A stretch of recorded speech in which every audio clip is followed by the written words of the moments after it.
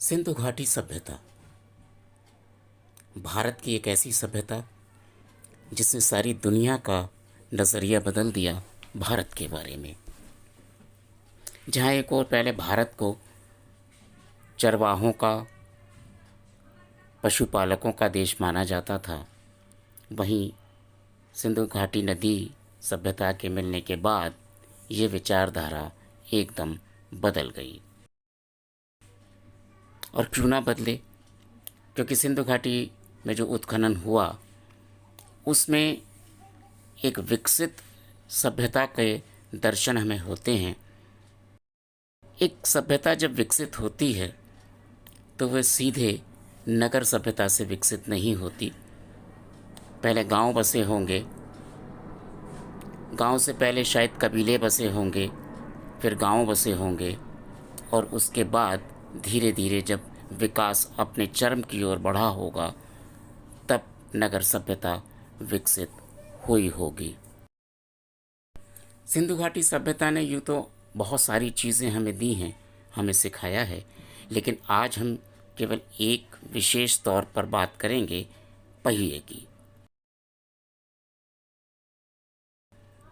क्योंकि सिंधु घाटी सभ्यता में हमें पहियों के निशान मिलते हैं।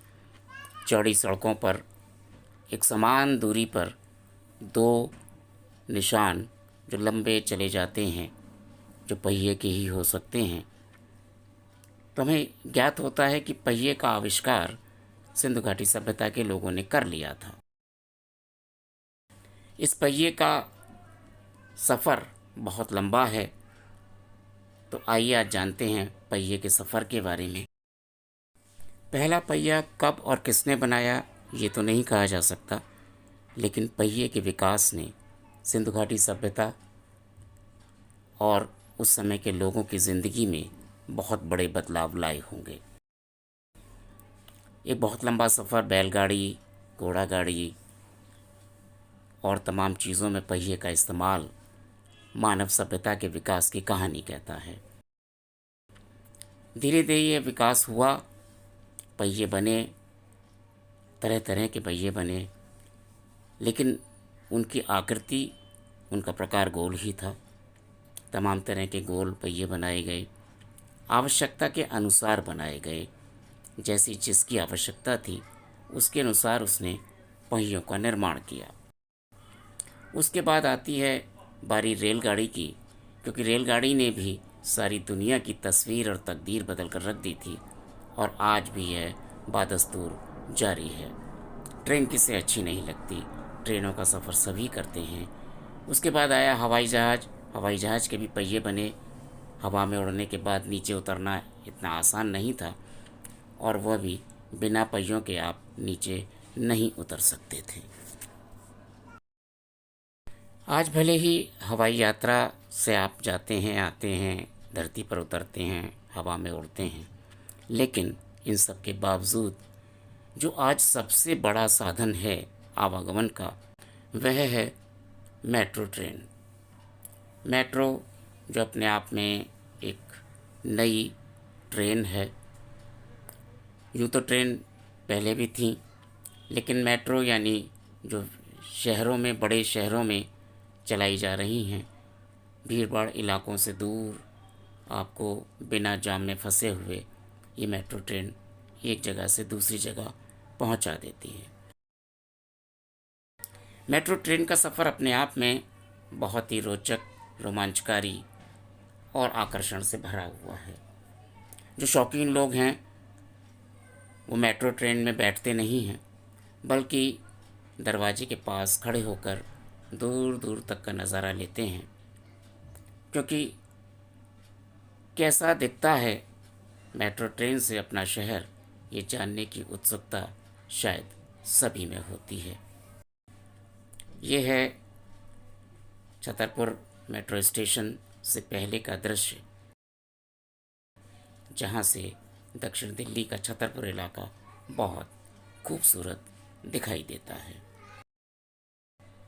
अधिकांशतः मेट्रो खंभों पर चलाई जा रही है। भूमिगत ट्रेन है, लेकिन बहुत कम हिस्सा है।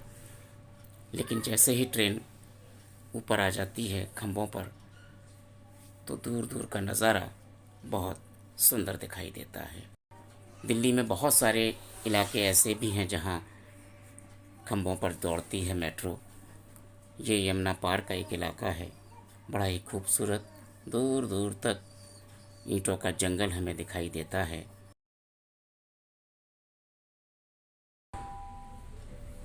मैंने भी सफ़र किया, देखा, कोशिश की समझने की कि आइए देखते हैं दिल्ली कैसी दिखाई देती है मेट्रो ट्रेन के दरवाज़ों से। तो ये सफ़र था, छोटा सा सफ़र था, लेकिन किया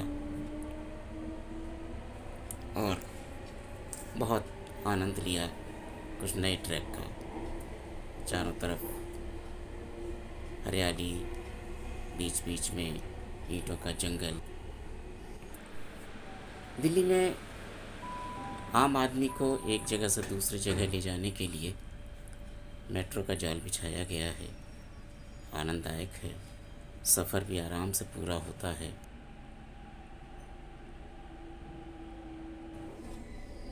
आपको जाम में फंसने की ज़रूरत नहीं होती, प्रदूषण से भी आप मुक्त रहते हैं और ये सफ़र बड़ी आसानी से पूरा हो जाता है। मेट्रो न केवल आपको दिल्ली दर्शन कराती है, लेकिन इसके साथ साथ बहुत सारी चीज़ें भी सिखाती है। एक अनुशासन में रहकर अपना सफ़र पूरा करते हैं। इंतज़ार करते हैं ट्रेन के आने का। ट्रेन आती है, स्टेशन पर रुकती है, आप उसमें सवार होते हैं और फिर चल देते हैं अपने मुकाम की ओर जहाँ आपको जाना है।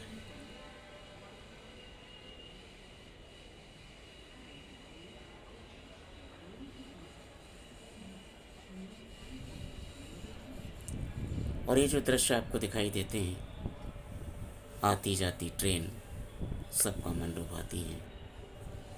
ट्रेन में बड़ा आकर्षण होता है। उतना आकर्षण हवाई जहाज़ को देखने में नहीं होता जितना ट्रेन को देखने में होता है। वो वास्तव में एक बड़ा ही रोमांचक, रोचक। और अगर कहीं रात का समय हो और ट्रेन आ जा रही हो तो वह दृश्य अपने आप में बड़ा ही रोमांचकारी होता है। मेट्रो ट्रेन में बैठने के बाद आपको बड़े ही खूबसूरत मेट्रो स्टेशन दिखाई देते हैं। कितने साफ़ सुथरे हैं, कितना अच्छा लगता है कि हमारे देश में भी लोग साफ़ सुथरा रहना पसंद करने लगे हैं। बहुमंजिला इमारतें देखकर ऐसा लगता है कि लोगों का जीवन स्तर काफ़ी हद तक सुधरने लगा है। मेट्रो स्टेशन हमें हरियाली के दर्शन कराता है। निश्चित रूप में ऐसा नहीं है कि दिल्ली में हरियाली नहीं है, हरियाली है, लेकिन अभी भी और हरियाली की ज़रूरत है दिल्ली को, ताकि यहाँ का वातावरण सुधर सके, यहाँ की जलवायु में परिवर्तन आ सके। हमें चाहिए कि हम अधिक से अधिक वृक्षारोपण करें, पेड़ लगाएं, ताकि दिल्ली को हम बहुत खूबसूरत, साफ़ सुथरा बनाने में अपना योगदान दे सकें। वैसे मेट्रो ने काफ़ी हद तक कोशिश की है कि दिल्ली में वृक्ष लगाएं। उन्होंने जहाँ भी विकास कार्य किया, जहाँ भी मेट्रो बनाई, वहाँ के आसपास के इलाके को हरा भरा करने की कोशिश की गई।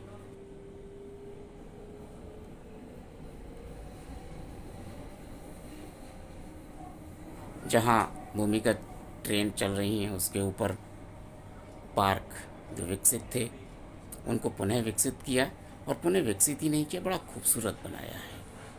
आप देख सकते हैं दिल्ली में बहुत सारे इलाके ऐसे हैं जहाँ पार्क के नीचे मेट्रो जा रही है और ऊपर का पार्क पहले से ज़्यादा खूबसूरत और ताज़ा तरीन लगता है।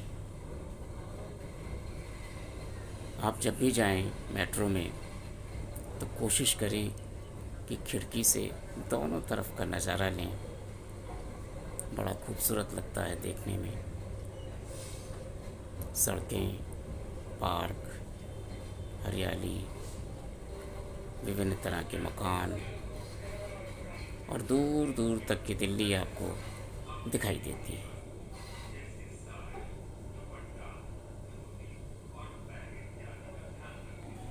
मेट्रो ने दिल्ली के लोगों की ज़िंदगी में एक क्रांतिकारी परिवर्तन लेकर आया है। रफ्तार भी बढ़ी है, सुख सुविधाएं बढ़ी हैं और एक सुरक्षित यात्रा का वचन भी देती है दिल्ली मेट्रो। दिल्ली मेट्रो में सफ़र करना अपने आप में गौरवशाली है। आप आइए, आराम से बैठिए और नज़ारा लीजिए दिल्ली के चारों तरफ फैली हरियाली, सड़कें, इमारतें और न जाने क्या क्या। एक सुकून भरी यात्रा बिना थकान के आप पूरी कर लेते हैं।